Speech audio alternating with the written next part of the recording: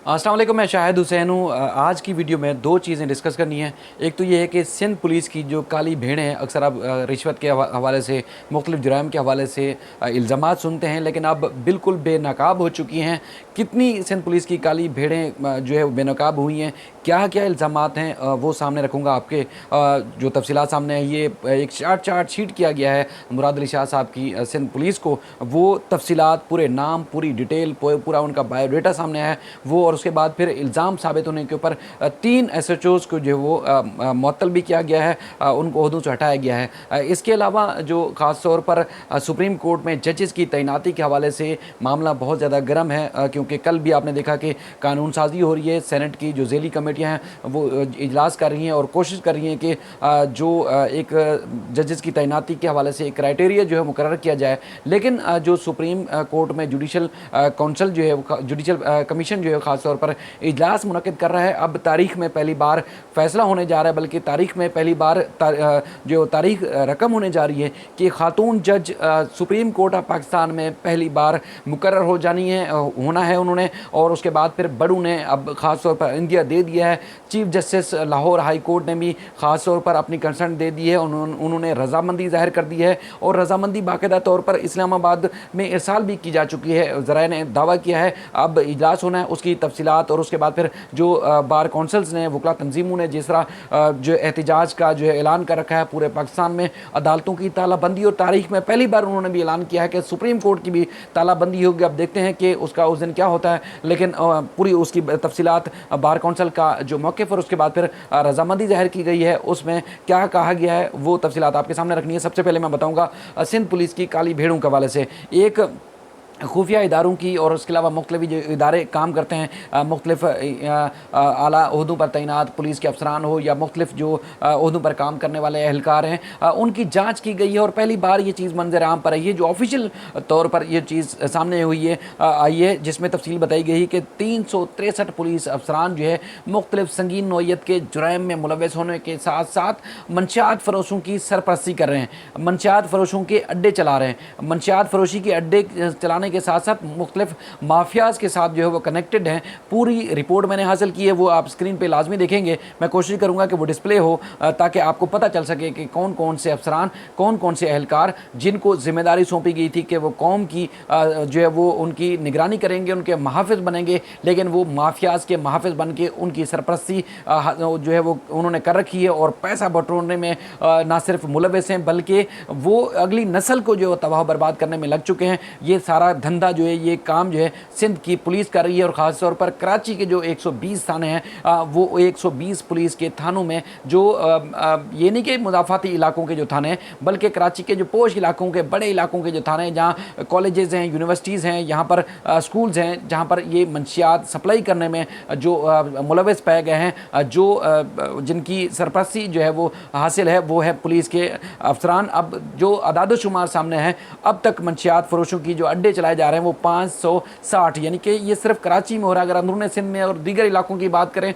तो पता नहीं क्या कुछ जो है वो बेनकाब होगा। सिंध पुलिस किस तरह बेनकाब होगी, जो चीज़ें अदाद शुमार जो सामने हैं, जिनमें उनके फ़ोन नंबर, उनकी पुलिस एहलकारों की पूरी बायोडाटा के साथ साथ उनके नाम और पूरी हिस्ट्री जो है वो मंजर आम पर आ चुकी है। अब देखते हैं मुराद अली शाह साहब या IG सिंध मुश्ताक महर साहब जो है वो क्या करते हैं, और उसके बाद फिर आला जो दीगर DIGs हैं, SSPs हैं और दीगर जो पुलिस के अफसरान हैं, वो अब क्या इनके खिलाफ एक्शन करते हैं, लेते हैं। क्योंकि चीज़ जो वो सामने आ चुकी है, ये रिपोर्ट मंजर आम पर आ चुकी है, जिसमें सिंध पुलिस के जो ओहदेदार हैं, अहलकार हैं, अफसरान हैं, उनको बेनकाब किया गया है। जिसमें बताया गया है रिपोर्ट में कि हेरोइन, हशीश, अफ्यूम, चर्स, क्रिस्टल, आइस और दीगर जो संगीन जो नस्ल को बिगाड़ने वाले जो मंशियात हैं, जिनके हमने तो नाम भी शायद पहली दफ़ा सुने हैं, वो मंशियात मुख्तलिफ स्कूलों में, कॉलेजेस में, यूनिवर्सिटीज़ में सप्लाई करते हैं। और मुख्तलिफ जो कैफ़े बनाए गए हैं, मुख्तलिफ जो बार बनाई गई हैं मुख्तलिफ इलाकों में, वहाँ पर ये सप्लाई होती है। ना सिर्फ गरीब गुरबा, क्योंकि अक्सर देखने में आता है कि बहुत ज़्यादा लोग गरीब गुरबा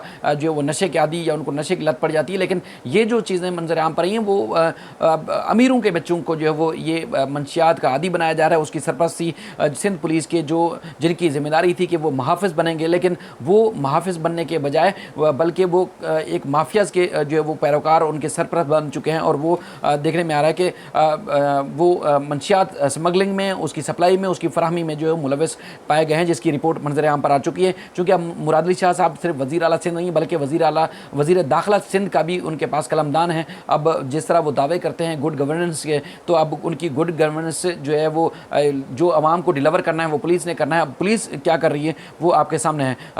जैसे मैंने पहले बता चुका हूँ कि पूरी तफसीलात सामने आई है, जिसमें सरकारी सतह पर ये सरपरस्ती हो रही है, यानी कि पुलिस अफसरान जो है वो खुद सरपरस्ती कर रहे हैं ये नस्ल को ख़राब करने में, नस्ल को तबाह बर्बाद करने में। अब चूँकि कुछ इल्ज़ामात जिस तरह साबित हो चुके हैं, अब इसका बाकायदा इनका नोटिफिकेशन भी जारी हो चुका है, जिसमें DIG वेस्ट ने मंशियात उस फरोशों के साथ ताल्लुकात, जुए के अड्डों की सरपरस्ती, इसके अलावा जो पानी चोरी करके फ़रोख्त करते हैं उनके साथ ताल्लुक, गुटका माफिया की सरपरस्ती, और इसके अलावा जो दीगर संगीन जुराम में मुलविस जो पुलिस अफसरान और ख़ासतौर पर SHOs हैं जिनकी थानों को कंट्रोल करना, थाने के अंदर, इलाके के अंदर जो पुलिस के मातहत या पुलिस ने जिनका हाफिज बनना होता है उनकी जिम्मेदारी थी, उन SHOs को जो है वो उनके ऊपर इल्ज़ाम साबित हुआ और बाकायदा तौर पर उनको मुअत्तल किया गया है। अब अंदाज़ा लगाइए कि सिंध पुलिस क्या कर रही थी, क्या करती आ रही है और क्या कर रही है, खुद जो है वो आप देखेंगे। तो उन्होंने आज इब्तदाई तौर पर DIG वेस्ट साहब ने जो है वो 3 SHOs को मुअत्तल किया है। SHO सुपर मार्केट जो कि लियाकताबाद का इलाका है,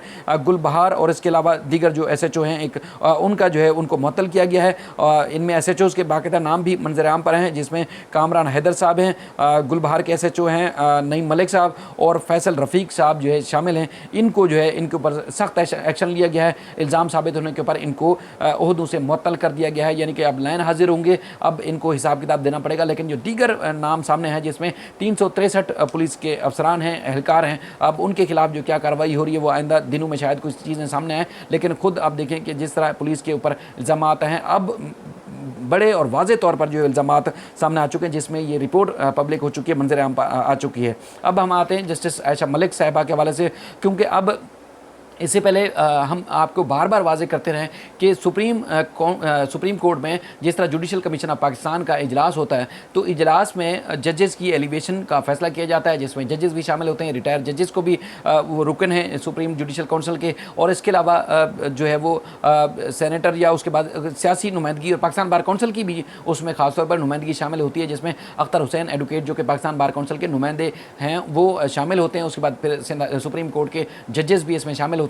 उन्होंने फैसला करना होता है कि किस जज को एलिवेट करना है। हाई कोर्ट से तमाम सूबों की बारी बारी आती है, तो बारी बारी पे ही एलिवेट किया जाता है। अब चूँकि मामला आ चुका है, क्योंकि सुप्रीम कोर्ट से जस्टिस मुशीर आलम जिनका ताल्लुक सिंध से है, chief justice Sindh high court भी रहे, लेकिन अब फैसला किया गया है कि खातून जज को एलिवेट किया जाएगा, उनको मुकर्रर किया जाएगा लाहौर हाई कोर्ट से, जिनमें जस्टिस आयशा मलिक खातून जज हैं। पहली बार जो फैसला किया गया है कि इनको सुप्रीम कोर्ट में एलिवेट किया जाएगा, ये तारीख में पहली बार तारीखी फैसला होना जा रहा है। वुकला ने इसमें उन्होंने टांगे अड़ाने की कोशिश की है। अब तक एहतजाज भी हम देख रहे हैं सिंध में, सिंध हाई कोर्ट जो है वो वहाँ तारीख में पहली बार हमने देखने में आया कि पहले माताहत अदालतों में या सेशन अदालतों में तालेबंदी होती थी, लेकिन अब ये एक रूटीन बन चुकी है कि सुप्रीम कोर्ट में एलिवेशन के मामले पर वुकला तंजीमों ने हाई कोर्ट में ख़ास तौर पर तालेबंदी शुरू कर दी है। साइरीन को अंदर नहीं आने दिया जाता। उसके बाद फिर जो मुख्तलिफ सरकारी अफसरान आते हैं या उसके बाद एडवोकेट जनरल्स, प्रोसिक्यूटर जनरल्स या मुख्तलिफ सरकारी जो वुकला हैं उनको अदालतों के अंदर नहीं जाने दिया जाता,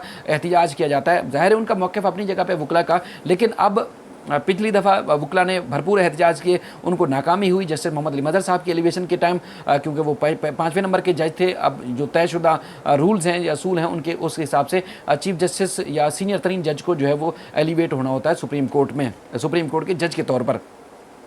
वहाँ पर उस वक्त वुकला को नाकामी हुई। अब उन्होंने फैसला किया है कि खातून जज को एलिवेट किया जाएगा, वो भी तकरीबन 4थे या 5वें नंबर की जज है, जस्टिस आयशा मलिक साहिबा जो कि लाहौर हाई कोर्ट की जज हैं। अब उन्होंने तो ज़ाहिर अपनी रजामंदी ज़ाहिर की थी, लेकिन अब chief justice Lahore high court ने भी जुडिशल कमीशन ऑफ पाकिस्तान को अपनी कंसर्न दे दी है, अपनी राय जो है वो भिजवा दी है। उन्होंने रजामंदी ज़ाहिर की है। ज़राए ने दावा किया है कि उन्होंने कहा है कि उन्होंने कोई एतराज़ नहीं कि जस्टिस आयशा मलिक साहिबा को सुप्रीम कोर्ट में जज के तौर पर तैनात किया जाए। ये बहुत बड़ी खबर है आज की अदलिया के हवाले से, जिसमें वुकला जो है वो पाकिस्तान भर में जो है वो एहतिजाजी मुजाहरे कर रहे हैं, एहतिजाज कर रहे हैं। उन्होंने ऐलान भी किया है कि सुप्रीम कोर्ट का जिस दिन इजलास होगा जुडिशल कमीशन ऑफ पाकिस्तान का सुप्रीम कोर्ट में जज की तैनाती के हवाले से, उस दिन वो ना सिर्फ पाकिस्तान भर की अदालतें बंद करेंगे, ताले लगाएंगे, बल्कि तारीख में पहली बार वो सुप्रीम कोर्ट में भी ताले बंदी करेंगे। जब ये गुज़िश्ता दिनों जो है वो